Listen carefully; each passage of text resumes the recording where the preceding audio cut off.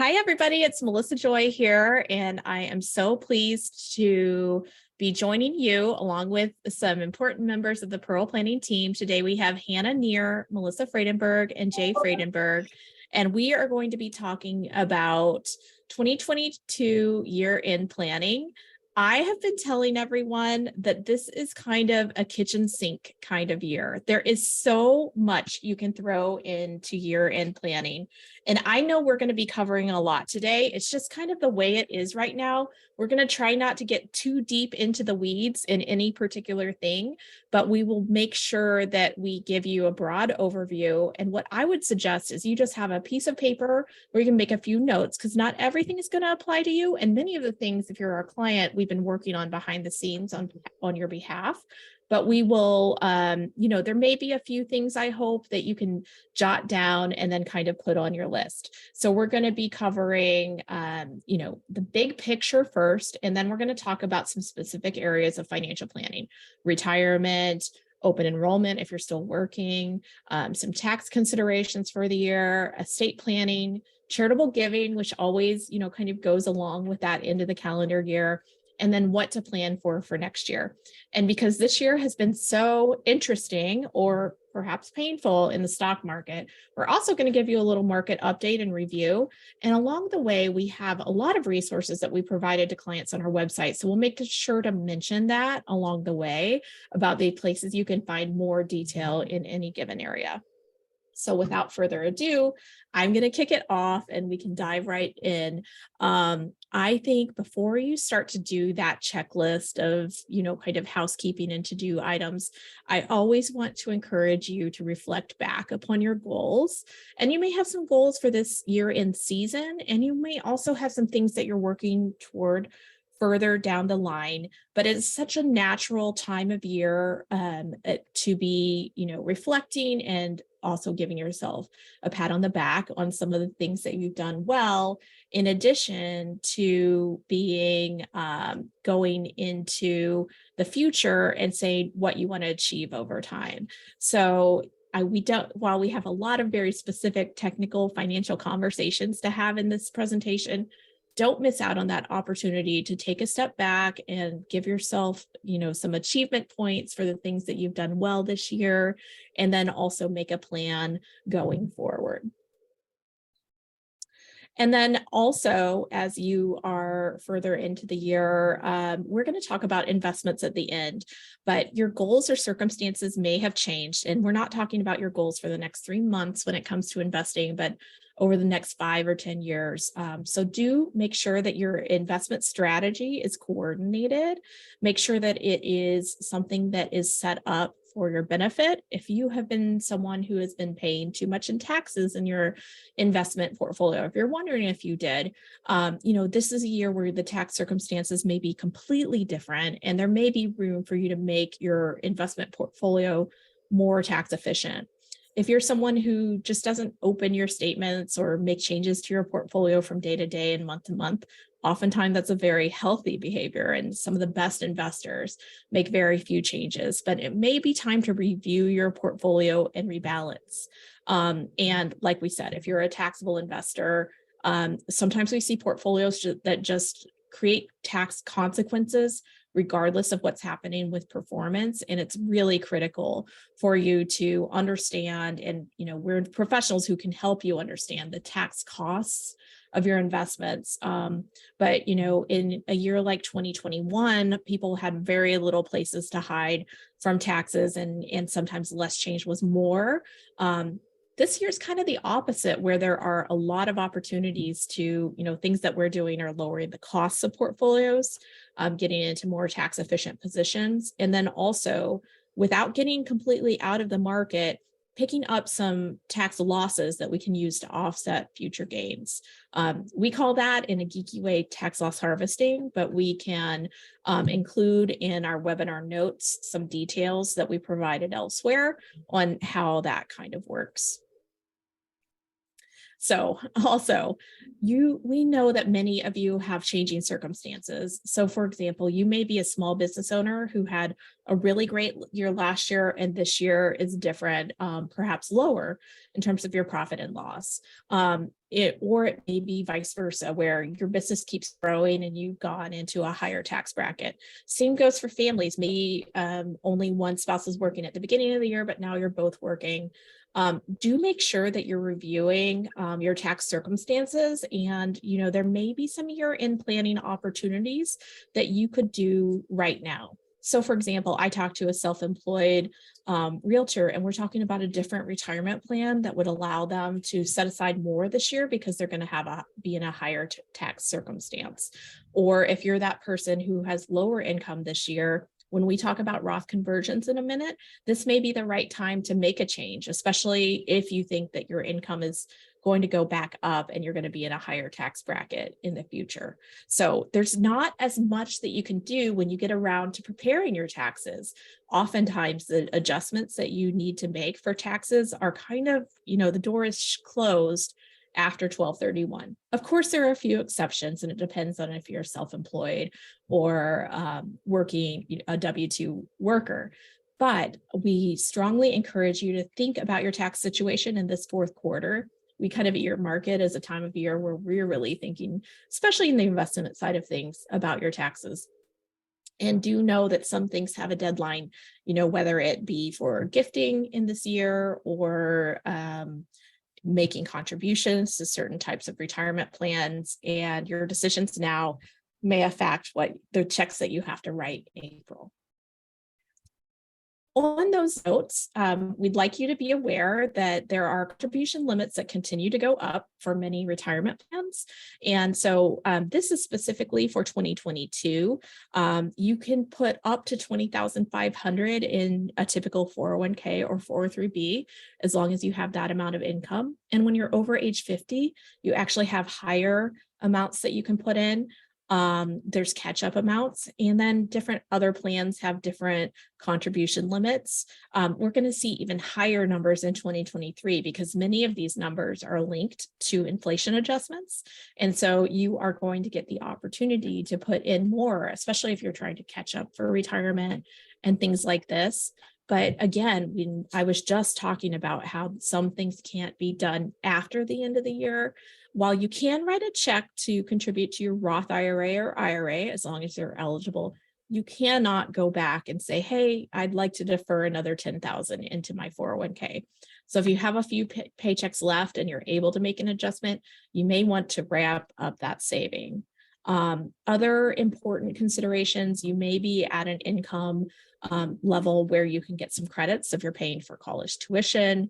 If you're someone who gifts to family members, that we kind of earmark $15,000 as the annual exclusion for gifting, but it's actually $16,000 for next year, or for this year, pardon me. And then your HSA accounts, these are the type of account that if you're in a high deductible health plan and have an HSA, financial planners just love them because they're triple tax free. You get a deduction when you put the money in. You get the opportunity to have your money grow tax exempt. And as long as you are going to spend that money on health related costs, with some specifics about the rules, then you get to take that money out tax free as well. Well, there are limits to how much you can put in every year.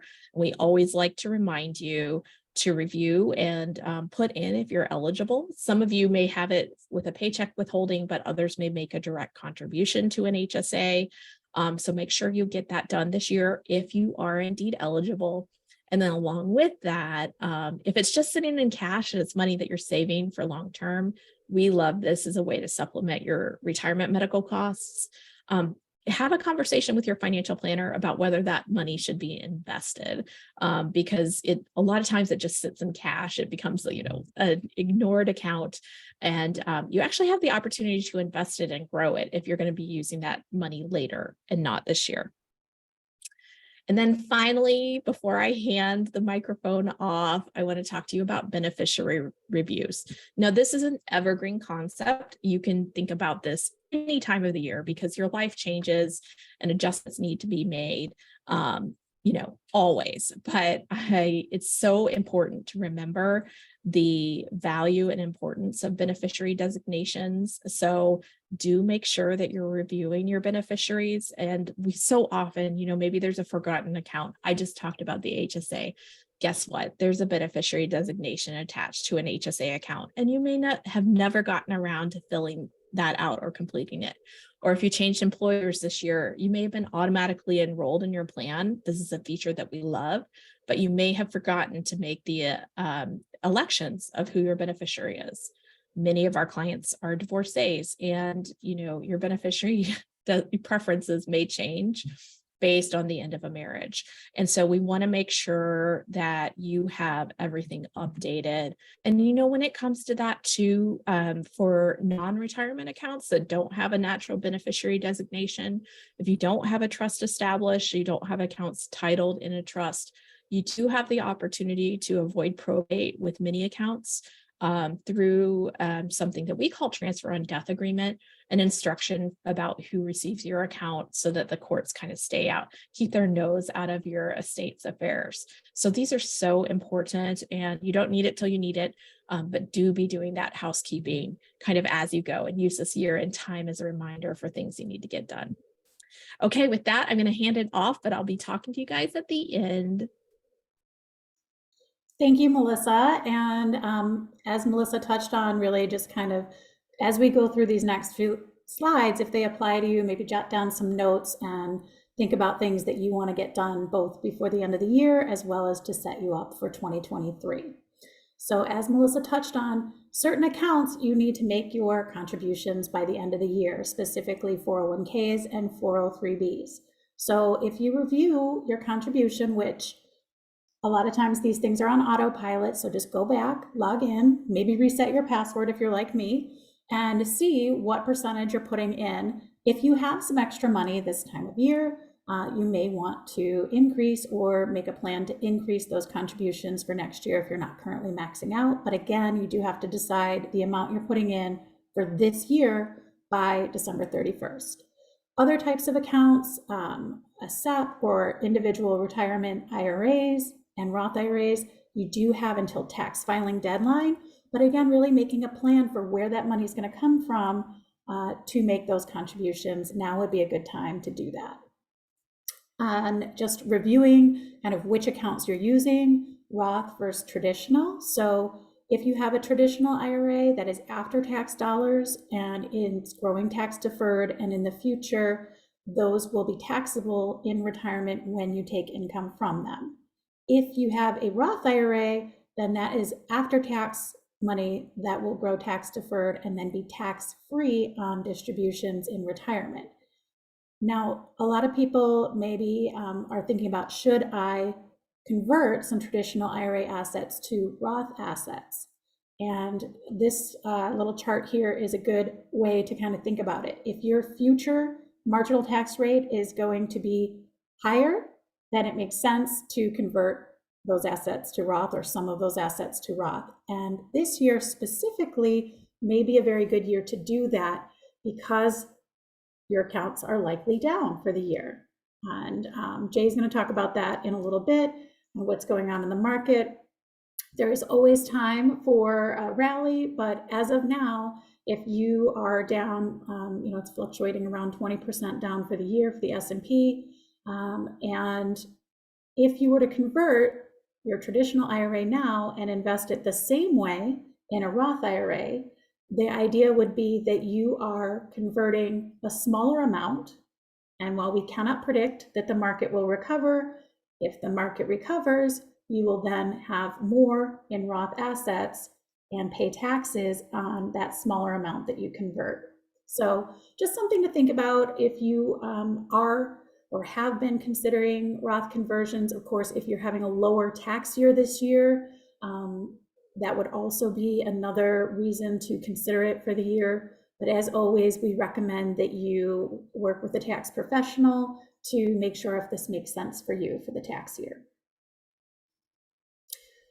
Distributions, that's another thing. If you are over the age of 72 and have an IRA, you likely have a required minimum distribution. That is something that needs to be done by 12/31.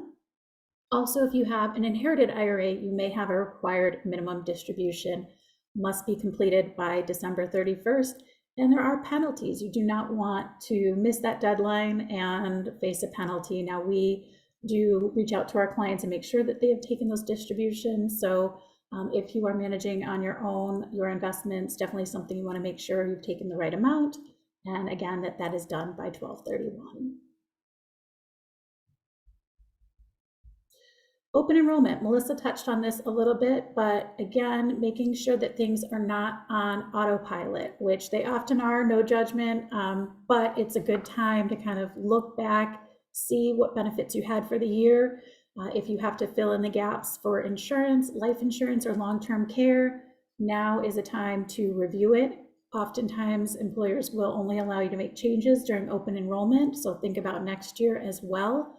If you have that high deductible insurance plan, or if your company is moving to that type of plan for next year, you definitely want to look at opening up an HSA or health savings account.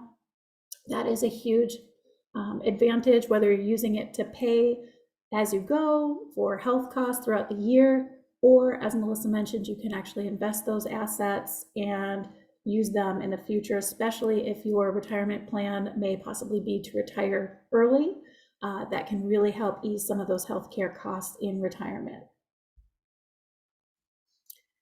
Education. Now, we have a lot of resources, as Melissa mentioned. We will link in this if you're watching the replay, but on our website at pearlplan.com and go back to our blog, you will see replays for several education savings webinars that we have done, and one specifically for the MESP 529 plan here in Michigan. And we do have as well a podcast and a webinar on paying for college that addresses why you want to complete the FAFSA form. So that opening for the FAFSA form is October 1st. So if you have not done so already and you have kids going off to college, certainly something you want to get done. If you have made contributions to a 529 plan, make sure that you are acknowledging that when you file for taxes, and see if you're eligible for tax credits for those contributions. And if you've been putting it off, maybe you have younger kids and you haven't started yet, now is a great time to create that plan and make a plan for saving for college. So again, we will link those specifically for college savings, things that we have, resources at Pearl Planning, or you can go to our website and find those there under blogs or podcasts. Charitable giving. Now, Giving Tuesday is coming up, November 29th this year, and certainly something you want to think about, especially in years where we have high inflation and the market is down. Charities need help more than ever. They usually suffer in those time periods. So if you are able, if you're in a position, or it's something that you do every year, certainly something to consider. When it comes to kids, I know Melissa Joy, you were mentioning for Giving Tuesday, you actually sit down with your kids and talk about what charities to make a contribution to as a family. That is a great way to get kids involved and really understanding the benefits of doing that. I know Jay and I plan on doing that this year as well. And of course, from a tax consideration, you may want to look at either, as I mentioned, those distributions, required minimum distributions. If you don't necessarily need that money but have to take it by 12/31, there is an option to gift those directly to a qualified charity in order to avoid the taxation on those distributions. Something to consider as well is bundling charitable gifts. If you're in that position to give, you may want to look at a donor advised fund and other ways in which you can give more than the annual amount in order to exceed that itemized deduction for the year. And lastly, this goes along with, again, checking beneficiaries on all of your accounts. But if there have been changes due to death or divorce, certainly something you want to look back at your estate plan and your estate planning needs. Who are those beneficiaries? Or if you have younger kids, and I know this applies to myself as well, we just did a review on our estate plan, and things change as kids get older, needs change, and maybe relationships change either in your family or close friends that you have in your plan. Now is a great time to review that and make sure that everybody in your estate plan and how that works is still the same. And if you do have a child going off to college in the fall, definitely want to look at getting some estate planning documents for that. At least the HIPAA and healthcare proxy and durable power of attorney is always good for that as well. You consider when you send off, even if they're 17 when they leave for college, they turn 18 and something happens to them, you want to make sure that you have access to that information and able to help from a distance. So just a little note there for those who are planning to send off kids to college. And with that, I know that was a big list of items to get through. So hopefully, you heard the ones that apply to you, but certainly we do have, again, additional resources on our website to really narrow it down if one of these slides I covered is relevant to you and you would like more information on it. And with that, I am going to pass this on to Hannah to talk about some of the changes to some of these things that Melissa and I touched on for 2023. Yes, thank you, Melissa. So we wanted to talk, excuse me, a little bit about cost of living. We know this is a hot topic right now, on top of mind for pretty much everyone. However, for folks who are on a fixed income, this one can hit a little bit closer to home, and inflation can feel kind of especially scary. So if you are retired and receiving Social Security as your primary income source, there are a few built-in backstops that are set up to essentially help you fight inflation. So we're seeing a few of those backstops kind of come into play for 2023. Social Security has a built-in cost of living adjustment, or a COLA, that is meant to kind of help offset the effects that we're feeling from inflation. So for 2023, Social Security is receiving an 8.7% increase, which is actually the largest COLA increase since 1981. Another piece of good news, the cost of Medicare Part B is going down just slightly for the new year as well. So we are hoping that some of these cost of living adjustments will help, particularly retired individuals, combat some of that inflation that we've seen. So moving on to the next slide here, Melissa Joy mentioned this at the beginning of the presentation, that a lot of numbers are increasing for contribution limits going into the next year. So we're seeing the IRA contribution limit bump up from $6,000 to $6,500. If you're over 50, that limit's actually bumped up to $7,500. Similarly, the HSA contribution limit has also increased to $3,050 for 2023. And then finally, the 401k contribution limit has increased from $20,500 to $22,500.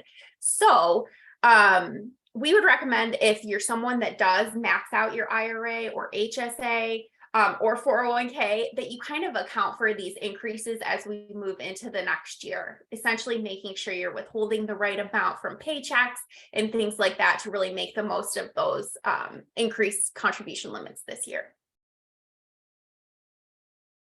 So we'll actually there we go. So we wanted to talk about some tax changes that we're expecting going into the new year as well.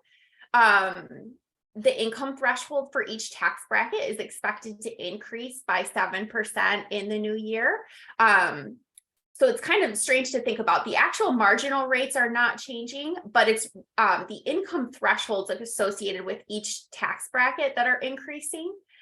So this adjustment is being created to avoid what's known as kind of bracket creep, which is essentially a situation where inflation pushes the taxpayer into a higher bracket.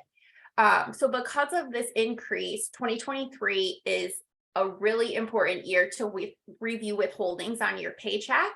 If you're someone that pays in quarterly tax payments, this also might impact the amount that you pay in quarterly. So we recommend touching base with your whole financial team, your CPA, your financial planner. We've certainly been involved in a lot of those conversations towards the end of the year. So again, just a really important year to make sure that you're reviewing all of those withholdings. And then another piece of good news is the standard deduction is expected to increase to $27,700 for married couples and $13,850 for individuals.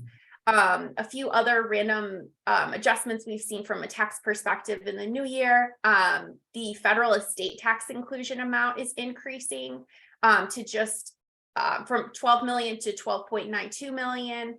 And then finally, we're seeing the annual gift tax exclusion limit increase to $17,000 in 2023. So basically, this just means that taxpayers can give another individual up to $17,000 each year without filing a gift tax return on certain gifts. So we just wanted to make sure that you're feeling prepared going into the next year with some of the tax changes and contribution limit changes that we're expecting to see. But of course, if you're wondering how some of these might relate specifically to your financial plan, you can always email us or give us a ring, and we're happy to walk through the specifics with you as well. So with that, I will pass it over to Jay. Thank you very much, Hannah. I greatly appreciate that. And thank you all for joining us. You know, if you've talked with anyone at Pearl Planning, or if you've read our newsletters or listened to our podcast or read our blogs, you've probably heard one of us say that it's okay to be pessimistic and optimistic at the same time. Now, not to diminish some of the things that have happened this year, because a lot of them are pretty terrible. But what I want to get across today is the optimism that we feel because we maintain a long-term perspective. I know that that's sometimes easier said than done, but hopefully I can help you do that. Can I go to the next slide, please? So without a doubt, and I'm sure that no one needs me to tell them that we've had inflation rates that are at 40-year highs, and that has led the Federal Reserve to raise rates 6 times this year, from 0 in March to where they are right now at 3.75%. So the question is, will the Fed continue to raise rates in December and next year in 2023? The fact of the matter is probably, but what another thing that gives us a lot of optimism is that more than likely the Fed is going to start decreasing the rate of increases, and we're more than likely close to, if not at the end of the rate hiking cycle. In fact, today the CPI numbers, or Consumer Price Index numbers, came out for November. They were 7.7%, which was lower than the market anticipated. So already the market has adjusted their expectation for a rate increase in December from 75 basis points, or another 0.75% to 50 basis points, or 0.5%. And we've already seen the market react to that with a very strong day. Now, not that I would ever correct my wife, but what I think Melissa wanted to say when she said that we can't predict that the market would recover, what she meant to say is we can't predict when the market will recover, because we can absolutely predict that the market will recover. Anyway, next slide, please. This is a slide that I love, and I'm sure a lot of you that are joining us has seen this slide. I love it for 2 reasons. One is, if we look back past over the last 42 years, 75% of the time, the market produces, and I say the market, I'm talking about the 500 largest company stocks within the United States, they produce a positive return 3/4 of the time. The other thing I like about this, if you look in almost every single year, the market is down at some point, sometimes pretty significantly, and also and eventually ends positive. Now, at the close of the market yesterday, the market was down about 21%. Do we think that that it will end positive this year? It's unlikely, but what I want to get across, and we'll look at it in the next slide, is when we maintain a long-term objective, trends are in our favor. So if we can look at the next slide, what we're looking at here, and I don't want to get bogged down in the numbers, but I want to look at the trends. And if you look at the last 4 bear markets and 4 bull markets, what you see is these trends, positive trends, tend to last a long time, and they're very beneficial for stock or equity investors. But more importantly, in this context of what we've gone through this year and what we expect over, maybe not this next month or maybe not even over the next 3 months, but eventually the market starts to improve at the point of max pessimism. Now, we just got through a mid-cycle election. We still have energy issues, but where the market has been fixated on the Federal Reserve and raising rates, we're probably at the end of that, and maybe at the point where we're going to experience one of those long trends. Now, we're looking back to 1996. If we extend that back to 1950, where we've had 9 bear markets, over the next 1, 3, 5, and 10 years, on average, the market has returned 20%, 40%, 80%, and 200%. Now, we can't guarantee that that's going to happen again, but again, with a long-term perspective, investors who maintain their long-term approach can benefit from these long trends. So let's get back to the here and now. Most every economist and strategist, including the ones that we follow, now there's certainly some outliers, they expect that the US economy is either going to avoid a recession entirely, or if we do dip into recession, it's going to be very short and very shallow. And what I mean by that is the economic contraction will be somewhere less than 2.5%. And again, using history as a guide, if we go back to 1945, in every case where the economy has experienced a short and shallow recession, the maximum drawdown for the stock market has been negative 24%. So the point is, more than likely, because we've been down close to that in the end of September and in June, more than likely all of that is priced in, and the market, as it always does, will anticipate better economic growth in the future.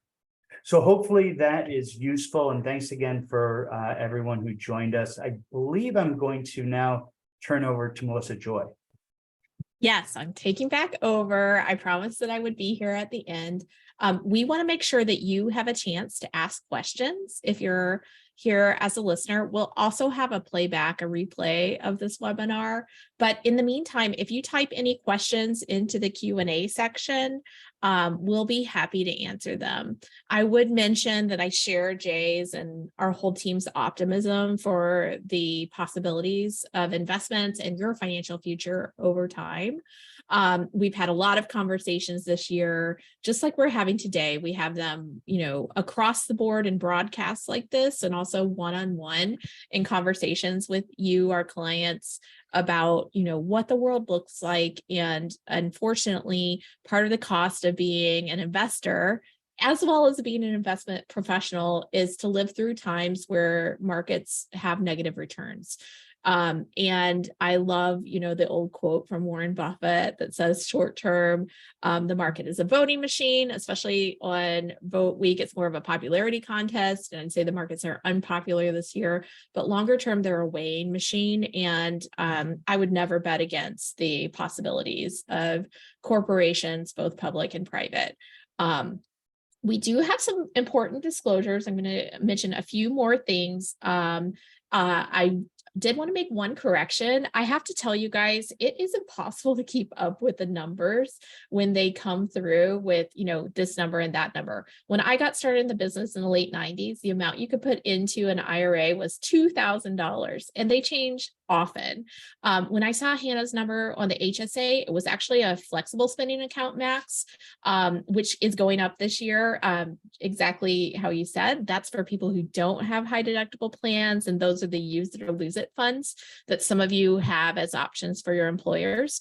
And the HSA amount is going up as well, so that's going up to $3,850. So just a quick correction there.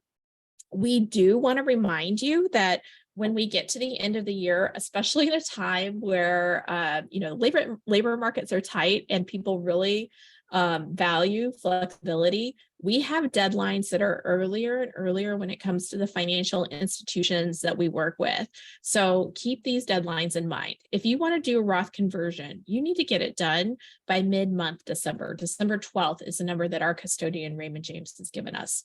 If you want to set up a donor advised fund, you should really get the legwork started now. Be having discussions with your CPA, your financial planner, your family about your charitable intent, your tax circumstances. We'll make sure to include a link on donor advised funds, which are a really interesting kind of charitable giving opportunity that allow you to get some extra tax benefits. For those of you doing IRA distributions, probably because you have to, because of a required distribution, or also just because you need money, and if you're an early retiree, let's say you retired at age 60, you may be supplementing with some using funds, both taxable as well as retirement funds, before you turn on Social Security. Make sure you request those distributions if you want to get them in this year. Really, by prior to Christmas, but definitely the hard deadline is the 29th. And like I said, it used to be there were a bunch of people working on New Year's Eve and it wasn't a problem to get something in under the wire, but it's just become more and more difficult to get things processed. And, the labor market and tightness, we still get really good customer service responses with the companies that we choose to work with, but we've seen across the financial services industry that difficulty and tightness. So you need to move up your deadlines. And that's why we're talking about the year end in the beginning of November. Well, I guess maybe it's the middle of November now, but it's really important to map things out and plan them out. Some of these, kind of strategies that we have important discussions that are surrounding them. So please keep in mind that need. Here's where you can find us. I'm on Twitter. We're on Facebook. The Grosse Pointe office also has a Facebook account. And then we're also on Instagram. And also do make sure that you're able to subscribe to our newsletter. We have important client only for newsletter subscriber commentary every single month. We've been talking to clients about what we see in the market, how it's appropriate to be short-term pessimistic, but still long-term optimistic. And then we also have a weekly podcast, which I host a podcast along with Melissa Fradenburg on 52 Pearls Weekly Money Wisdom. You can tune into our episode that is not exactly the same as this conversation, but is also talking about year-end planning. That was this week's episode. And on our website, you can always find replays and links to events, etc. And then finally, here's where you can find us. I would encourage you, if you have questions, conversations, you think you may need to consider different circumstances and situations when it comes to year-end planning.